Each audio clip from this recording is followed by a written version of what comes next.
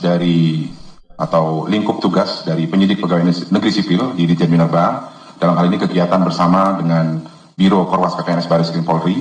Jadi sesuai dengan dasar hukum yang dinaungi oleh Undang-Undang 8 tahun 81 tentang KUHP pasal 6 ayat 1 huruf A dan B, kemudian Undang-Undang nomor 8 tahun 1981 tentang KUHP pasal 7 ayat 2, dan juga Undang-Undang nomor 8 1981 tentang KUHP pasal 107 ayat 1, dan juga pembahasan pengamatan, kemudian penelitian serta pemeriksaan, ditemukan adanya aktivitas tanpa izin yang terjadi di tempat kejadian perkara yang dilakukan oleh tersangka inisial YH, yang bersangkutan merupakan warga negara RRT atau Republik Rakyat Tiongkok. Mereka, warga negara Tiongkok ini melakukan penambangan emas ilegal, mengeruknya pakai alat berat. Yang jadi pertanyaan, kok bisa mereka secara terang-terangan melakukan penambangan emas secara ilegal? Kenapa harus sekarang baru ketahuan? Dan kemarin yang lebih parah lagi, 40 perusahaan Cina produksi baja ilegal di Indonesia. Pemerintah kecolongan, kata Menteri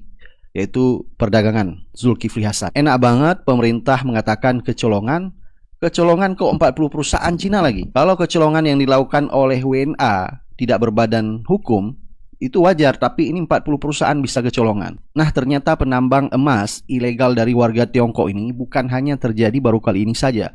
2 tahun kemarin sudah pernah ditangkap mereka, dan ini terjadi lagi. Ini adalah sepertinya pemerintah membiarkan hal ini. Apalagi kemarin kita lihat berita, yaitu Luhut undang petani Cina tanam padi lahan 1 juta hektar. Dan ini lebih gila lagi, pemerintah menjual kedaulatan rakyat Indonesia hanya untuk kepentingan rakyat Tiongkok. Jadi bukan rahasia umum lagi kalau keberpihakan pemerintah kepada rakyat Cina, bukan kepada rakyat Indonesia.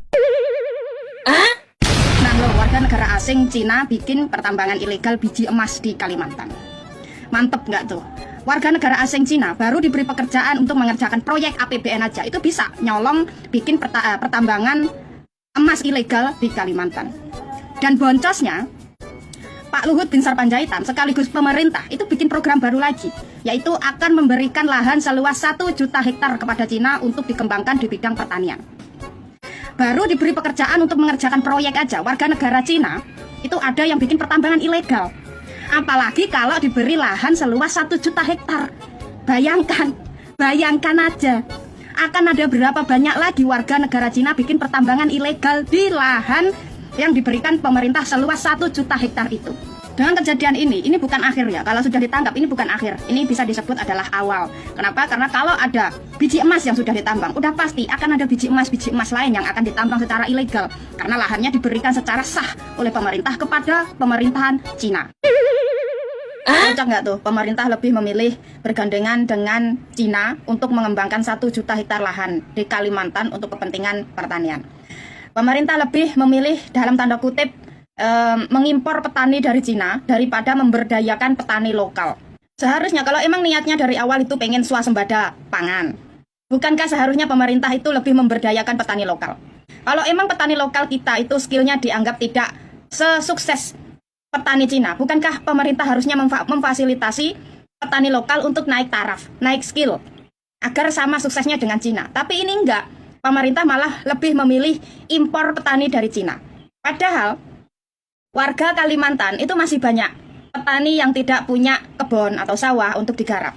Ini malah pemerintah lebih jor-joran memberikan luas lahan 1 juta hektar kepada Cina untuk diolah daripada memberikan lahan kepada rakyatnya sendiri. Dan anehnya, dari 1 juta hektar lahan, pemerintah hanya meminta jatah atau hasil pertanian itu sebesar 4-5 ton saja. Kocak nggak tuh? Padahal normalnya 4-5 ton hasil pertanian itu biasanya bisa didapat dari luas lahan 1 atau 2 hektar. Ini lucunya, dari luas lahan yang diberikan kepada Cina, pemerintah hanya minta jatah 4-5 ton saja, setara dengan 2 hektar lahan.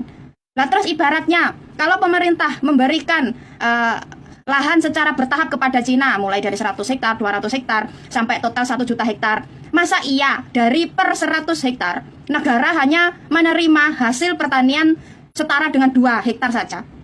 Lah terus hasil dari 98 hektar semuanya dikirim ke Cina begitu. Pemerintah ikhlas mayoritas hasil pertanian dikirim ke Cina begitu. Hanya karena Cina menjadi mitra pengembangan lahan di Kalimantan. Ini kan lebih nggak masuk akal lagi. Katanya pengembangan lahan di Kalimantan ini untuk swasembada pangan agar tidak impor terlalu banyak.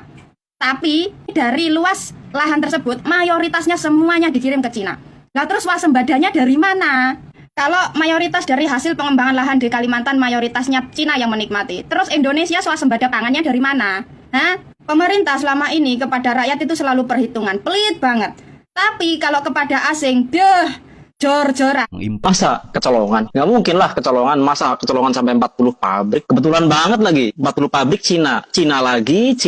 Pabrik itu ukurannya gede loh. Pasti ada izinnya. Transaksinya jelas. Bahan mentah dari mana, dijual kemana. Nggak mungkin lah kecolongan. Mungkin ketololan mungkin. Mana ada menteri yang pro banget lagi sama Cina.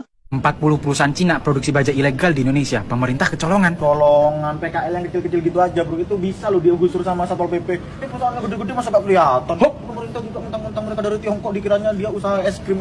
Es krim kok ngambil baja. Kecolongan ya kalau 1-2 kali. Ini kalau 40 kali bukan kecolongan tapi dicolong.